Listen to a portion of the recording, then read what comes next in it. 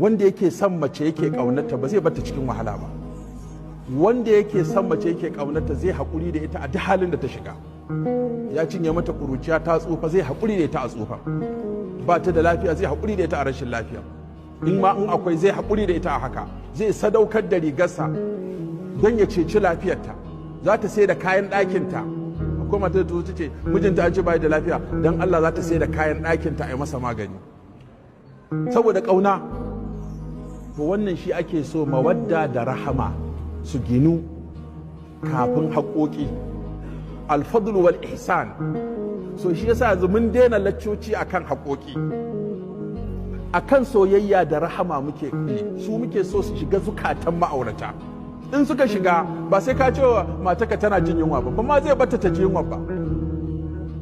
In mutum yana son mace yana ƙaunarta ba sai ka ce masa baka bata kaza ba shi da kansa zai bata.